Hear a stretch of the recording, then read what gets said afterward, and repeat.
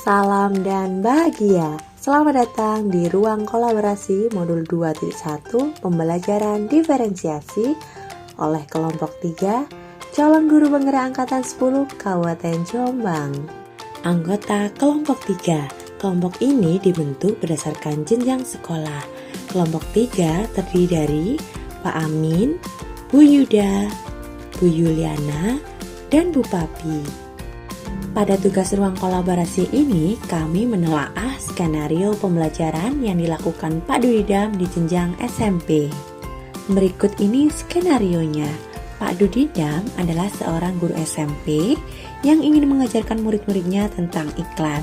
Tujuan pembelajarannya adalah murid-murid dapat menangkap makna secara kontekstual terkait fungsi sosial, struktur teks, dan unsur kebahasaan iklan tentang produk dan jasa. Terdapat 7 skenario yang dibuat oleh Pak Dudidam.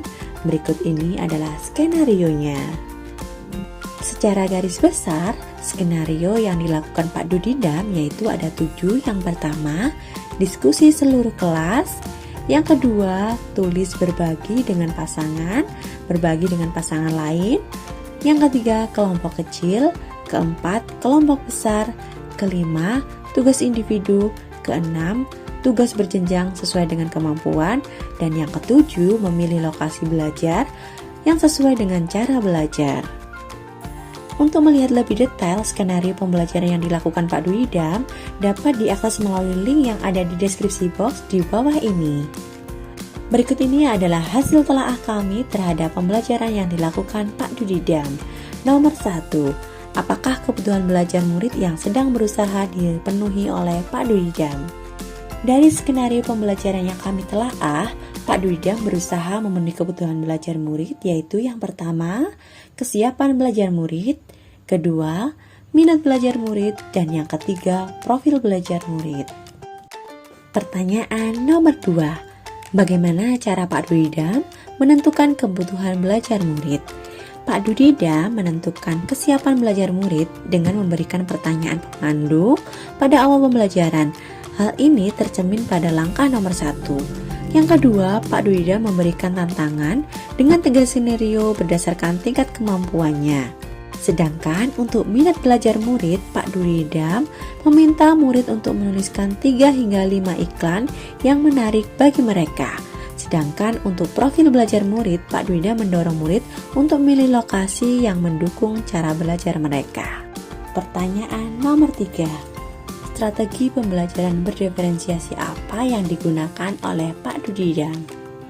Strategi diferensiasi proses yang digunakan Pak Dudidam adalah membagi menjadi kelompok besar, kelompok kecil, dan diskusi secara berpasangan. Sedangkan untuk diferensiasi konten, Pak Dudidam menyediakan beberapa jenis iklan yang bervariasi untuk didiskusikan dari kelebihan dan kekurangan. Pak Dudidam juga menetapkan skenario berjenjang sesuai dengan pengetahuan dan pemahaman murid. Sedangkan untuk diferensiasi produk, Pak Dudidam memberikan tugas individu sesuai dengan tingkat kemampuan murid. Pertanyaan nomor 4. Bagaimana guru tersebut melakukan penilaian? Terdapat 2 jenis penilaian yang dilakukan Pak Dudidam. Yang pertama, Assessment for Learning. Pak Dudidam memberikan pertanyaan pemandu atau tes awal kognitif untuk mengetahui tingkat kemampuan murid. Pak Dudidam juga melakukan observasi ketika diskusi berlangsung. Yang kedua, Assessment as Learning. Secara individu, murid akan diminta menuliskan 3 hingga 5 iklan yang menarik bagi mereka.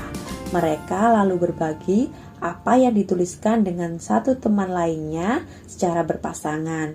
Saat berbagi, mereka boleh menambahkan pendapat.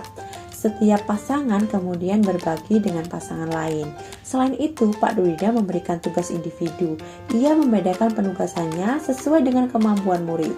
Tugas yang diberikan yaitu membuat iklan secara efektif, akan mempromosikan produk atau jasa atau acara sesuai dengan yang dijelaskan dalam skenario yang diberikan. Kesimpulannya, Pak Dudidam melaksanakan pembelajaran diferensiasi dengan menggunakan strategi proses, konten, dan produk untuk memenuhi kebutuhan belajar murid, diantaranya kesiapan belajar, minat, dan profil belajar murid.